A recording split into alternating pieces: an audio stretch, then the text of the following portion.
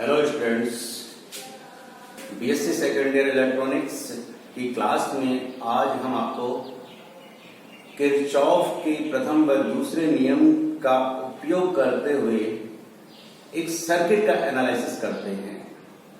Circuit analysis का मतलब आज हम एक न्यूमेरिकल के द्वारा किरचॉफ के प्रथम व दूसरे नियम को उपयोगिता को हम बताएंगे। तो देखिए, अपना न्यूमेरिकल क्या है।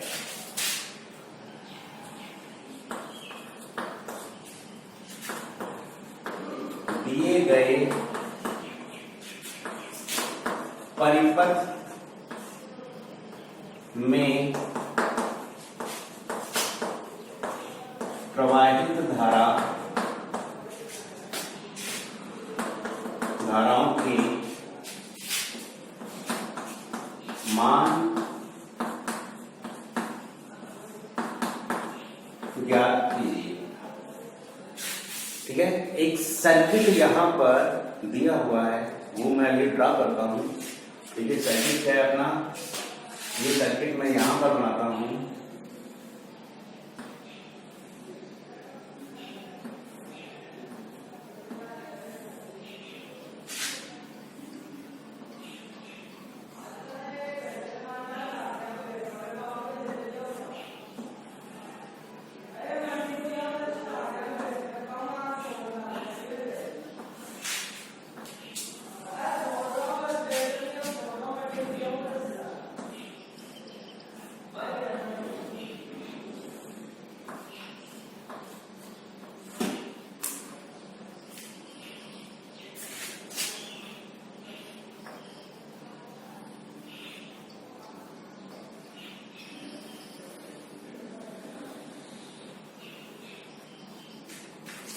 देखिए, एक सर्किट है जिसमें सोर्स प्लस माइनस ई जुड़ा हुआ है। यहां पर प्रतिबाधा Z1, Z2, ये Z3,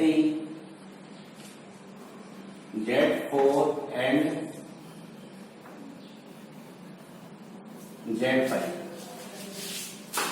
ठीक है, हमने इस सर्किट में 3 बंद पाश का उपयोग किया है, जिसमें विभिन्न प्रतिबाधाएं रेजिस्टेंस प्रतिरोध ले सकते हैं, प्रतिबाधा। यहां पर एक सोर्स E जिसका विद्युत वाहक बल है, एक पाश इसमें ये है जिसमें I1 धारा बह रही है, इसमें I2 धारा बह रही है। ठीक है, और इसमें I3 धारा बह रही है। तो हमें करना क्या है, इसमें धारा I1, I2 और I3 का मान ज्ञात करना है, जिसमें हम किरचॉफ के दूसरे नियम का यूज करेंगे। जैसे कि हमने आपको बताया था कि बंद पाश में किस प्रकार से धारा की दिशा में किसी बंद पथ के अंदर चलते हुए प्रतिरोध के सिरों पर विभव पतन को कैसा लेते हैं, सोर्स जो भी यहाँ पर अप्लाई किया गया उसका विद्युत वाहक बल को किस प्रकार से लेते हैं, वो पॉजिटिव है या नेगेटिव है। ठीक है ना, वो हम पहले बता चुके हैं। उसके आधार पर हमको इक्वेशंस बनानी है। इक्वेशंस बनाकर फिर इसको सॉल्व करके अपन को I1, I2, I3 का मान निकालना है। तो इसको किस प्रकार से सॉल्व करेंगे वो अपन यहाँ पर देखते हैं। ठीक है, देखिए, जब इसमें I1 धारा प्रथम पाश में बह रही है, ये पहला वाला पाश, ये दूसरा वाला पाश, ये तीसरा वाला पाश, 3 पाश है यहाँ पर। अब देखिए, ये धारा I1 हो जाकर इसमें ये I1 आएगी, I1। ये धारा I2 सेकेंड पाश में से बहती हुई इसमें I2, I1 ऊपर से आ रही है, इसमें I2 यूं जा रही है। ठीक है, इसी प्रकार से इसमें I2 धारा नीचे जाएगी, और ठीक है, ये वाली इसमें I3 धारा बह रही है, I3 यूं रहेगी। इसमें कौन सी धारा बहती है, I3 ऊपर की ओर बहेगी। ये अपन ने यहाँ पर शो कर लिया। ठीक है, क्योंकि I1 धारा ये ऊपर जा रही है, इस पथ की I2 धारा घूम के यूं आएगी। हमने पथ जितने भी क्रॉस पथ लिए क्लॉकवाइज है। ठीक है, तो इस प्रकार से हमने धाराओं का निर्धारण किया। अब इससे अपन किरचॉफ के दूसरे नियम के साथ इक्वेशंस का निर्धारण करते हैं। तो प्रथम पाश के लिए देखिए, प्रथम पाश। प्रथम पाश में हम देखते हैं यहां से I1 धारा जा रही है। कौन सी धारा जा रही है? I1 धारा जा रही है। तो प्रतिरोध के सिरों पर विभव पतन यहाँ पर क्या होगा? धारा भी इसी दिशा में है और हमारा जो क्लोज पथ है वह भी क्लॉकवाइज है, इसलिए I1 Z1 क्या होगी यहाँ पर? I1 Z1। फिर यहाँ पर आइए Z3 में, कहते हो I1 धारा आ रही है ये इधर से और नीचे से I2 धारा विपरीत दिशा में है, ठीक है ना? I1 माइनस I2 हो जाएगा Z3 के लिए, कितना हो जाएगा? Plus I1 minus I2, I1 minus I2 into Z3, ठीक है। तीसरे पास में हम देखें यहां पर, तीसरे पास में Z5,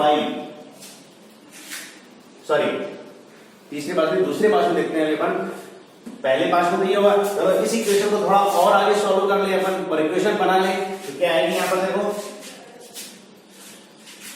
देखिए I1 Z1, यहां पर से I1 माइनस I2 Z3 और फिर यहां से यूं चलते हुए माइनस से प्लस में प्रवेश कर रहे हैं, इसलिए विद्युत वाहक बल क्या होगा?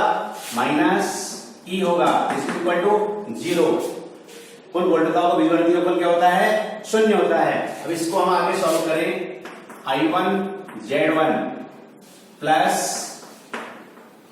I1 Z3 minus I2 Z3 equal E। फिर यहां पर देखो I1 इसमें दोनों में कॉमन है, तो यहां पर क्या लिखेंगे अपन? I1 कोष्टक में Z1 प्लस Z3, ठीक है ना, माइनस I2 Z3। यहां पर Z2 का कोई टर्म्स नहीं है, I2 Z3 this is equal to E। समीकरण नंबर 1, पहला इक्वेशन अपन ने प्राप्त कर लिया। इसी प्रकार से दूसरे पास के लिए हम दूसरा इक्वेशन प्राप्त करेंगे, ठीक है। पहला इक्वेशन ये हो गया। दूसरे पास के लिए, दूसरे पास के लिए, दूसरे पास के लिए सिमिलर, ठीक है। कितना आएगा देखो उसमें, दूसरे पास में I2 धारा Z2 में बह रही है, तो I2 Z2 क्या आएगा यहां पर? I2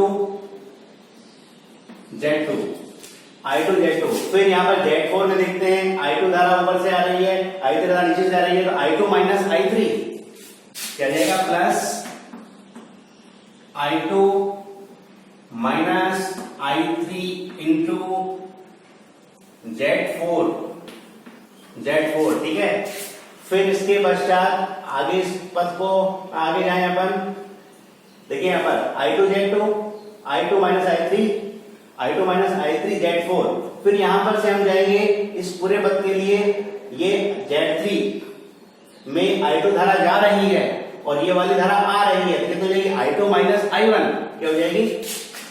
plus I2 minus I1 into Z3। इसमें कोई भी सोर्स नहीं है, इसलिए दिस इज इक्वल टू 0। समझ में आया? जैसे अपने प्रथम पास के लिए निकाला था वैसे अपन दूसरे पास के लिए निकाल रहे हैं। तो यहां पर अब इसको अपन आगे सॉल्व करेंगे। सॉल्व करते हैं तो देखो I1 का टर्म ये है, I1 वाला और कोई टर्म यहां पर है नहीं है, कितना हो जाएगा यहां पर? माइनस I1 Z3 यहां पर से मिलेगा। फिर I2 वाले टर्म्स को देखो, I2 वाले टर्म्स में यहां पर प्लस I2 दोनों में कॉमन है, तो कितना हो जाएगा यहां पर? I2 देखो यहां पर से यहां भी है, इस टर्म्स में भी और यहां पर भी I2 है, तो I2 कॉमन ले लिया हमने, तो क्या बचा यहां पर?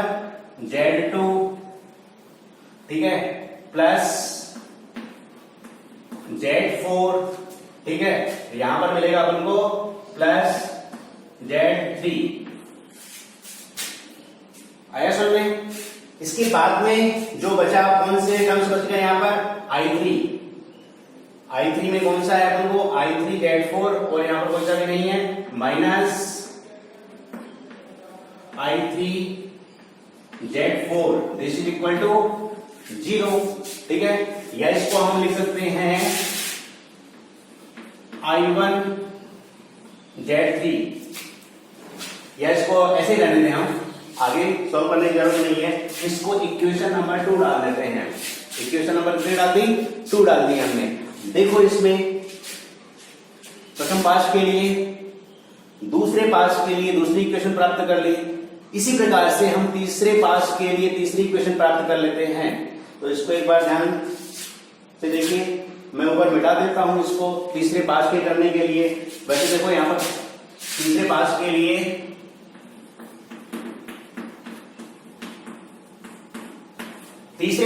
लिए क्या होगा? तीसरे पास के लिए ध्यान दीजिए, तीसरे पास में Z5 में I3 धारा बह रही है। कितनी हो जाएगी? I3 Z5 कितनी हो जाएगी? I3 Z5। फिर आगे आइए, I3 Z5, इस पद को पूरा कीजिए। यहां पर से I3 धारा Z4 में जा रही है, ऊपर से I2 धारा आ रही है। ठीक है, तो I3 माइनस I2 हो जाएगा, plus I3 minus I2, I3 minus I2 into हो जाएगा Z4, this is equal to 0। ठीक है, इससे एक इक्वेशन अपन को मिलेगी, वो क्या मिल जाएगी? इसको सॉल्व करें आगे अपन। I3 Z5 यहां पर है, I3 का एक टर्म्स यहां पर मिलेगा अपन को, I2 I1 का कोई टर्म्स नहीं है। तो इसको अपन कैसे ले सकते हैं? माइनस I2 Z4, देखो इक्वेशन को, माइनस I2 Z4 प्लस इसमें I3 कॉमन आ जाएगा। I3 कॉमन आने पर क्या बचेगा? यहाँ पर Z5 plus Z4, this is equal to 0। समीकरण नंबर 3। इस प्रकार से हमने 3 समीकरण प्राप्त कर लिए। ये तीनों समीकरण प्राप्त किए ना। अब ये जो तीनों समीकरण हैं, इनमें धाराओं के जो गुणांक हैं एक प्रतिबाधा मैट्रिक्स को व्यक्त करते हैं। धाराओं के जो गुणांक प्रतिबाधा मैट्रिक्स को व्यक्त करते हैं, जिसे हम निम्न प्रकार से व्यक्त कर सकते हैं।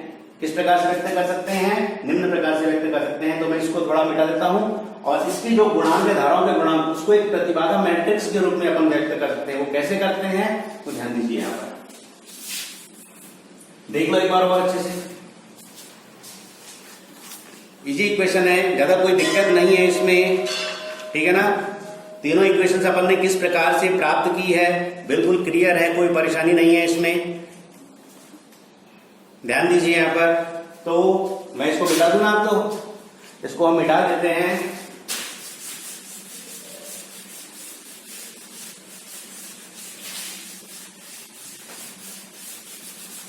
तो एक प्रतिबाधा मैट्रिक्स के रूप में कैसे लिखेंगे इसको? Z इक्वल एक मैट्रिक्स बनाएंगे यहां पर। प्रत्येक इक्वेशन में इनके गुणांकों, जो धारा के गुणांक है, उनको अपन व्यक्त करेंगे I1, I2, I3 के गुणांक के रूप में तीनों इक्वेशंस को व्यक्त करेंगे अपन। तो यहां पर I1 का गुणांक कितना है? Z1 plus Z3। I2 का गुणांक नहीं है इसमें, तो यहां पर हम लिख देंगे यहां पर 0। फिर I2 का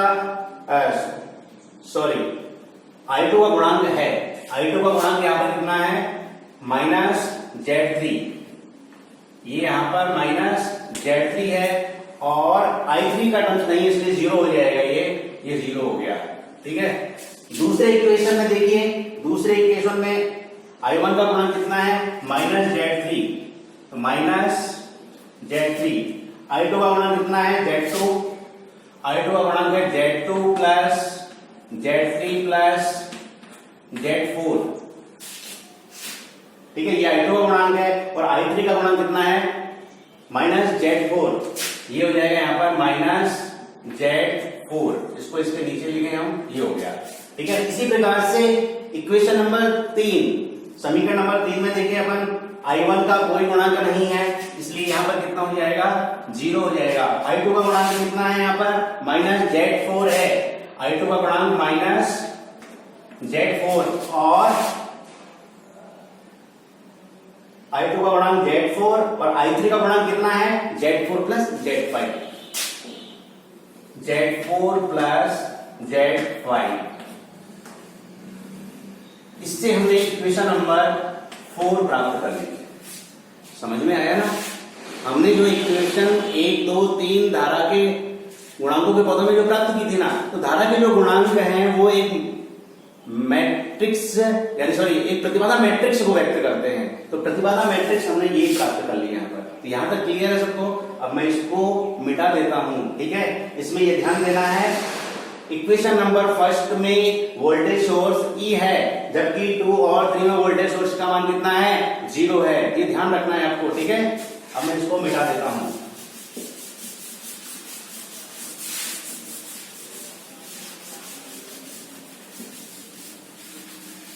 अब इसके बाद में देखिए क्या करना है अपन को।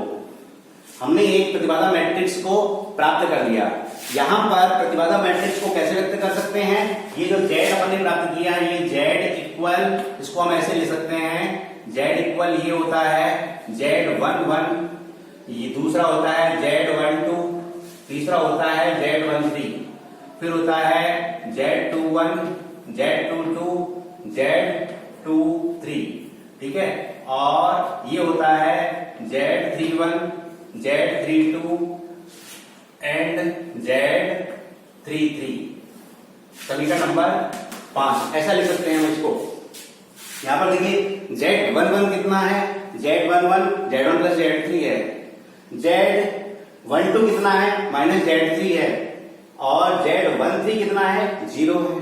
तो देख सकते हैं अपन, हम इसको इस प्रकार से लिख सकते हैं। अब यहां पर ये ध्यान देना है अपन को, एक तो Z12 और एक Z21, यानी कि Z12 और Z21, एक तो ये, एक है Z13 और एक Z31, ठीक है ना। एक है यहां पर Z23 तथा Z32। 1 2 3 4 5 6, 9 में से 1 2 3 4 5 6, ये कहलाती है अन्योन्य प्रतिबाधा। क्या कहलाती है ये अन्योन्य प्रतिबाधा कहलाती है। जबकि Z11 प्रथम पास की प्रतिबाधा कहलाती है, Z22 दूसरे पास की प्रतिबाधा कहलाती है, और Z33 तीसरे पास की प्रतिबाधा कहलाती है। इट इज क्लियर, ठीक है। हाँ, अब ध्यान दीजिए आगे अपन को करना क्या है। यहाँ पर I1 I2 के मान प्राप्त करने हैं, ठीक है। तो इसके लिए अब मैं इसको आगे बताता हूं आपको। जो अपन ने समीकरण 1 2 3 प्राप्त किए थे, उन्हें हम इस प्रकार से भी व्यक्त कर सकते हैं। किस प्रकार से व्यक्त कर सकते हैं वो यहां पर देखिए। पुनः क्या लिखेंगे हम यहाँ पर? पुनः समीकरण 1 2 व 3 को निम्न प्रकार भी व्यक्त किया जा सकता है। कैसे करते हैं अपन? देखो, समीकरण 1 2 3 को पुनः देखिए, E 0 और 0 इस मैट्रिक्स के रूप में भी इसको अपन व्यक्त कर सकते हैं। दिस इज इक्वल, यहां पर फिर पुनः इन वैल्यू को रखेंगे अपन Z1 plus Z3 minus Z3 0, फिर यहां पर minus Z3 Z2 plus Z3 plus Z4, और फिर यहां पर माइनस Z4, तीसरा यहां पर 0 माइनस Z4, और यहां पर आएगा Z4 प्लस Z5, ठीक है। ये ठीक है, V बराबर IR होता है ना, V बराबर IR। ये V के इक्वल मैट्रिक्स स्तंभ जो V को व्यक्त कर रहा है, ये प्रतिबाधा हो गई। इसके इनटू में क्या आएगा? इसके इनटू में आ जाएगा I1 I2 और I3, ठीक है। यदि हम इसको सॉल्व करें तो वही समीकरण 1 2 3 के इक्वल हम इससे प्राप्त कर सकते हैं। तो समीकरण 1 2 व 3 को हम निम्न से भी व्यक्त करते हैं। ये समीकरण नंबर 6 हमको प्राप्त हुआ। ठीक है, तो ध्यान दीजिए एक बार इस पर फिर से, आगे हम फिर बताएंगे आपको। देखिए जल्दी से,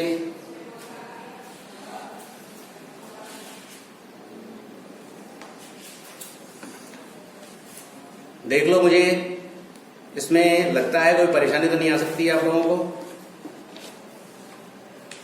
तो परेशानी वाला क्वेश्चन है ही नहीं ये। आगे देखो, अब हम क्या करेंगे इसमें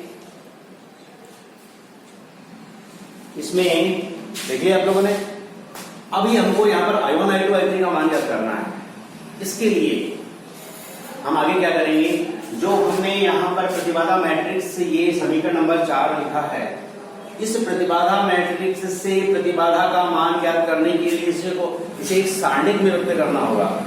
इसे व्यक्त करना होगा, सारणिक में व्यक्त करना होगा। ठीक है ना। इसकी प्रतिबाधा को ज्ञात करने के लिए सारणिक में किस प्रकार से व्यक्त करते हैं हम, वो यहाँ पर देखिए। तो मैं इसको मिटाता हूं। इस डायग्राम का भी कोई काम नहीं है, मैं इसको मिटा देता हूं।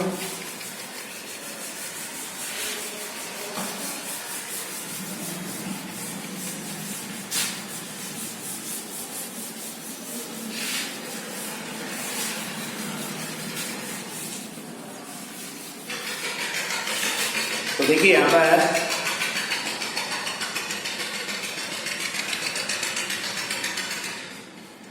प्रतिबाधा का मान हम क्या है, एक सारणी के द्वारा ज्ञात कर सकते हैं।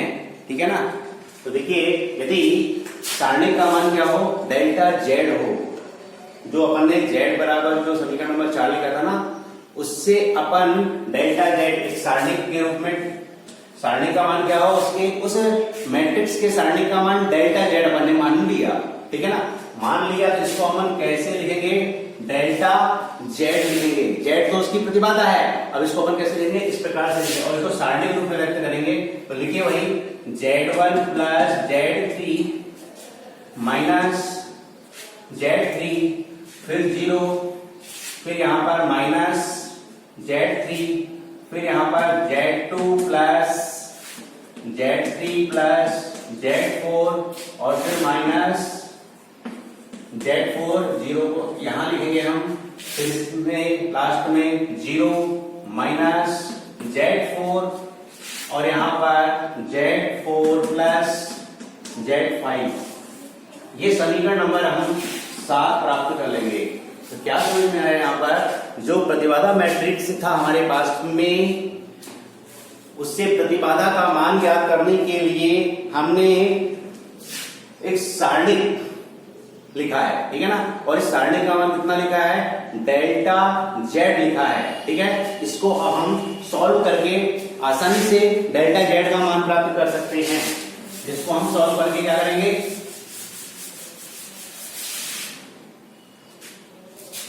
जिसे हल करके डेल्टा जेड ज्ञात कर सकते हैं, जिसे हल करके हम डेल्टा जेड ज्ञात कर सकते हैं। ठीक है। तो यहां पर हम इसको सारणी को हल कर सकते हैं। देखो इसको आगे यहां पर इसको इससे गुणा करेंगे, माइनस दिस इनटू दिस। ठीक है ना। आईजे के टर्म्स में अपन सॉल्व करते हैं ना, वैसे इसको सॉल्व करके आसानी से निकाल सकते हो और निकाल लेना बाद में। ठीक है, कोई दिक्कत नहीं है। अब हमको यहाँ पर मुख्यतः क्या है, I1 I2 I3 का मान प्राप्त करना है। ठीक है। I1 तथा I2 का मान प्राप्त करने के लिए अब हम पुनः क्या करेंगे, समीकरण 1 2 व 3 को निम्न प्रकार भी व्यक्त कर सकते हैं। तो समीकरण 1 2 3 को फिर से ध्यान दीजिए, उसको हम कैसे लिखेंगे, लेकिन ये ध्यान रखना कि इसमें हम उपर्युक्त जो अपन ने इसके पहले वाला समीकरण जो 6 समीकरण प्राप्त किया है, समीकरण 6 प्राप्त किया है, उसको ध्यान दीजिए। समीकरण 6 और समीकरण जो अपन ने प्रतिबाधा वाला प्राप्त किया है, उसमें अपन देखो कैसे निकालेंगे कि स्तंभ को किस प्रकार से चेंज करना है ये यहाँ पर अपन को देखना है। तो ध्यान दीजिए थोड़ा कि किस प्रकार से हम इसमें इस सारणी का मान प्राप्त करते हैं। देखिए अब जो समीकरण नंबर 6 जो इसमें यहाँ पर नहीं दिख रहा है, इसके पहले वाले में, इसमें जो E00 LHS में जो स्तंभ है उसको हम क्या करेंगे, इसके स्तंभों से स्थानांतरित करते चले जाएंगे, रिप्लेसमेंट करेंगे। कैसे करेंगे? रिप्लेसमेंट करेंगे। रिप्लेसमेंट करने के लिए हम डेल्टा 1, डेल्टा 2, डेल्टा 3 आदि के मान को प्राप्त कर लेंगे। आगे समझ में? इस प्रकार से हमको यहां पर मान प्राप्त करना है। तो देखिए पुनः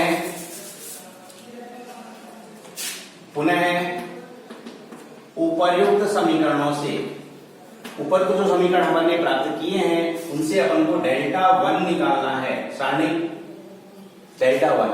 तो डेल्टा 1 निकालने के लिए हम क्या करेंगे, जो हमने समीकरण ऊपर में ये अपन को प्राप्त किया डेल्टा जेड है, हमको डेल्टा 1 निकालना है। इससे तो क्या करेंगे, समीकरण जो 6 है उसकी जो LHS वाला जो विद्युत वाहक वाला जो स्तंभ है E00 उससे इसको स्थापित करने तो डेल्टा 1 निकलेगा। दूसरे में E00 से इसको प्रतिस्थापित करेंगे तो हमको डेल्टा 2, यहां पर डेल्टा 1 फिर डेल्टा 2 निकलेगा, फिर यहां से डेल्टा 3 अपन को प्राप्त हो जाएगा। इस प्रकार से हम डेल्टा 1, डेल्टा 2 के मान, डेल्टा 3 के मान प्राप्त कर लेंगे। तो कैसे निकालेंगे, यहां पर ये हमको डेल्टा 1 इक्वल, ध्यान रखना है 6 और 7 को देखिए आप, तो समीकरण 6 और 7, समीकरण 6 में जो पहला जो स्तंभ है ना, समीकरण 6 के E0 स्तंभ से क्या कर दीजिए, स्थानांतरित कर दीजिए, इस प्रथम स्तंभ को हटा दीजिए और E00 लिख दीजिए यहां पर। तो कितना जाएगा यहां पर E00, बाकी सब सेम आ जाएगा, माइनस Z3 फिर 0, फिर यहां पर आएगा Z2 plus Z3 plus Z4 और यहां पर आ जाएगा माइनस Z4, ये हो जाएगा माइनस Z4, फिर हो जाएगा Z4 प्लस Z5। समीकरण नंबर 8 आया समझ में? हमने यहां पर क्या किया, इस सारणी से डेल्टा 1 निकाला। क्या निकाला? डेल्टा 1 निकाला है। अब मुझे देखकर यहां पर ये बताइए डेल्टा 2 अपन को निकालना है तो कैसे निकालेंगे, इसको यहां से हटा दीजिए, E00 यहां लिख दीजिए और डेल्टा 3 निकालना क्या रखेंगे, यहां पर E00 कर देंगे, इसको यहां से प्रतिस्थापित कर देंगे, उससे इनके मान अपन प्राप्त कर लेंगे। तो क्या करना है अपन को, यहां पर I1 का मान निकालना है। I1 का मान प्राप्त करने के लिए हम यहां पर क्या करते हैं, जो यहां पर ये सारणी प्राप्त हुआ है, अभी मैं I1 निकाल रहा हूं, वैसे ही अपन I2 I3 निकालेंगे। तब यहां पर क्या करेंगे, समीकरण नंबर 7 और 8, अतः I1 बराबर जो होगा ये हो जाएगा सारणी फर्स्ट जो अपन ने निकाला है, ये इसमें अपन डेल्टा जेड का भाग देंगे, इसका भाग देंगे डेल्टा जेड। समीकरण नंबर 9 प्राप्त हुआ अपन को, ठीक है। तो यहां पर अपन डेल्टा यहां पर डेल्टा 1 अपॉन डेल्टा जेड, ठीक है, ये हम किससे निकाल लेंगे, समीकरण 8 से निकाल लेंगे। डेल्टा जेड किससे निकालेंगे, इससे निकालेंगे। सारणी को हम सॉल्व कर सकते हैं ना, सारणी को सॉल्व कर लेंगे, इससे अपन I1 निकाल लेंगे। आगे समझ में, I1 ऐसे निकला, इसी प्रकार से I2 निकल जाएगा। I2 कैसे निकालेंगे, E00 जैसे यहां पर लिया अपन ने, अब यहां पर ले लेंगे, जिससे अपन को किसका मान निकल जाएगा, डेल्टा 2 का मान निकल जाएगा। जब I2 लिखना है तो डेल्टा 2 बटे डेल्टा जेड। इस प्रकार से हम I1, I2, I3 का मान ज्ञात कर सकते हैं। तो देखिए यहां पर ये Z1, Z2, Z3 के जगह पर कोई वैल्यू होगी तो ये सारणी जो है आसानी से सॉल्व हो जाएगा। क्या हो जाएगा, आसानी से सॉल्व हो जाएगा। तो आगे डेल्टा 2 निकालने की जरूरत नहीं है ना, मुझे कर सकते हो आप लोग। जैसे मैंने I1 निकाल लिया वैसे ही I2 आपको निकालना है, I3 आपको निकालना है।